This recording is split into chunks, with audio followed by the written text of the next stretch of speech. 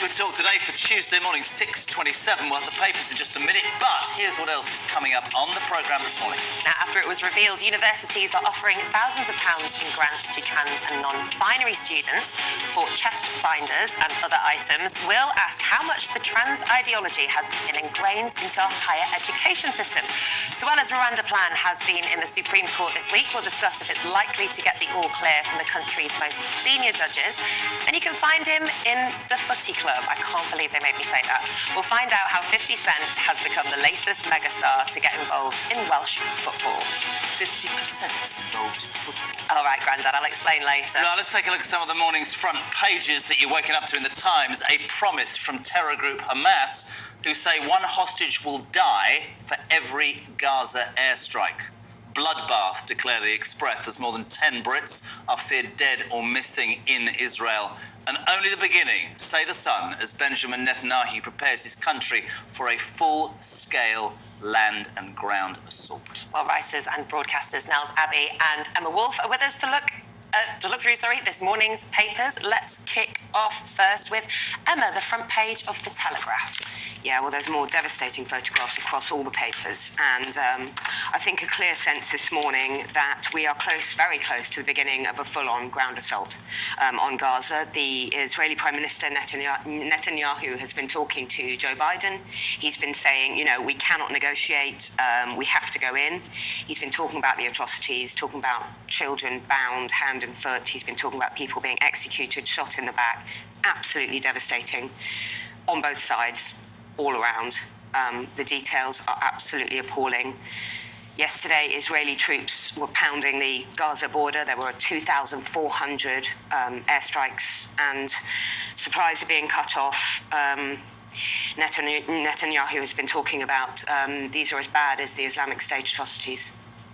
It's times. We had an incredible lady on Nels just now, Georgia Barnett, a Jewish lady who actually left Tel Aviv on Saturday, had to come home anyway.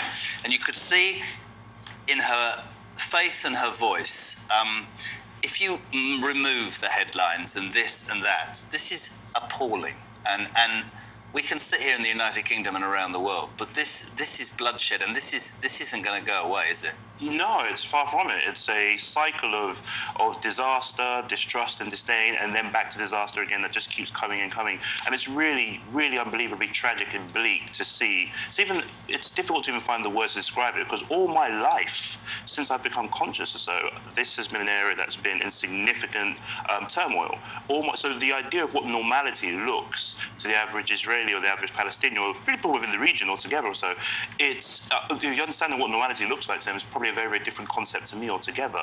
So even the atrocity that where 250 young people were found, but the bodies, I'm sorry to say, over breakfast of 250 young people were found in the music theatre festival was it's unbelievable. I'll just say one thing. I had the opportunity. I was on a leadership program once, and I had the opportunity to listen to Eliza Manningham-Buller, who was the former head of MI5. I heard her speak about when a terror attack happens. What people tend not to think of is something like that, 250 people.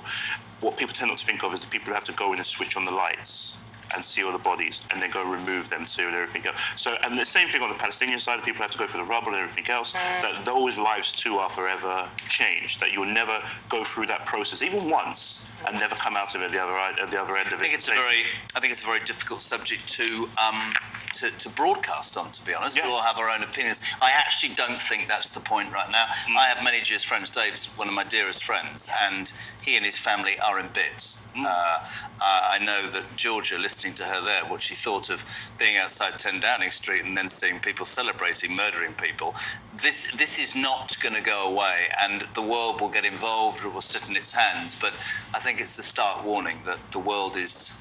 It's a dangerous place, isn't it, Em, to be fair? It is, absolutely. And I think what's coming out for all of us in the past few days since the attacks began, literally felt like out of a clear blue sky on Saturday morning. Yeah. These individual stories, you know, the German tattoo artist that we saw at the music festival, the parents with their 10-month-old twins, you know, these individual stories, and it almost doesn't matter, does it, which side they're on. We're all just hearing these stories, and I have a young child, you're having a baby, you're having a baby. Another one. For us, I think a lot of people are feeling what a bleak time to bring, and I know that sounds selfish, I don't mean it like that, but I mean we are genuinely frightened about the world that we are bringing children into, because what is the future here? Yeah, it's, absolutely. you know, whatever unfolds is going to be more death and more pain and more destruction. Yeah. And you have to try and see it from the most human angle possible, because at the end of the day, no matter which side you're looking at, Israel, Palestine, there are innocent civilians who are going to be killed.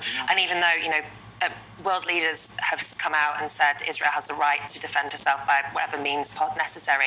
But you look at Gaza, 50% of the population of Gaza are under 19 years old. Wow. They're innocent children, and they are going to be the victims of this. You know, you're right, but you know, watching Georgia Barnett this morning, do you know what got me? There's a phrase, there's one line that everybody waking up should think about.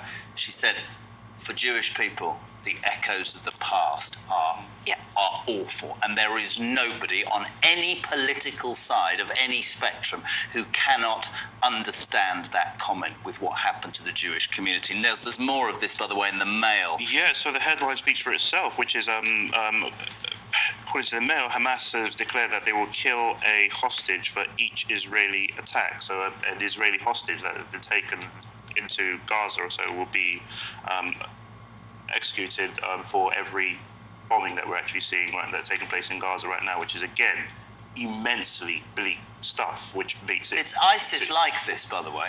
That is ISIS-like. Yeah. That language. Yeah, the language is ISIS-like. I wish globally right now, because I think that the response, and I completely agree with the Jewish mantra, actually inspired by the Jewish mantra of never again. I'm completely inspired by it. I completely agree with it. I wish, however, there was a way. I think globally, statespeople have to say, look, Israel has a right to defend this, and absolutely Israel does. The issue has to be, how do we make sure this doesn't go too far? That the retaliation or retribution also doesn't go to a point where it just becomes extremely counterproductive. Because even you're looking at any situation, you always have to look for three things, which is root cause analysis. Then to understand the problem, you have to do some degree of root cause analysis. Then you identify the solution, then you put together a control to make sure that problem is actually resolved. To me, any war has already gone too far. It's a failure of politics. Is it fair as well, guys, to say that if you look back in history, every single atrocity usually starts with religion and ancestral rights to lands, and that is absolutely. I got sent last night by Dave the most. I'll give it to you. It's an extraordinary 5-minute video that explains the last 100 years, and it opened my eyes to this. But listen, we will keep reporting this story. Nick, something in the Mirror as well, yes, right? Emma, you've got the front page of the Mirror, Starmer and Reeves exclusive, saying, "I'll make our streets safer and our future brighter." Well, let's hope this is a little bit brighter. This is Keir Starmer promising a decade of national renewal. So he's all bouncy up in Liverpool. He's presenting himself. It's a bit easier when you haven't been in power for 13 years. He's presenting himself as the leader, the party for change, which was much harder for Rishi Sunak last week. Starmer is promising, police on the streets. We're gonna change your town centres. We're going to have 13,000. Where's the money coming from? Well, exactly. More PCSOs. His main point is that he's going to tackle the scourge of shoplifting, and we've seen so much about this. About £1 billion in the last year has been lost by retail, just because of people coming in, great big bags, filling up, literally looting shops. The police are not following up, CCTV is not being followed up, and it's a real kind of almost, criminals are shoplifting with impunity at the moment.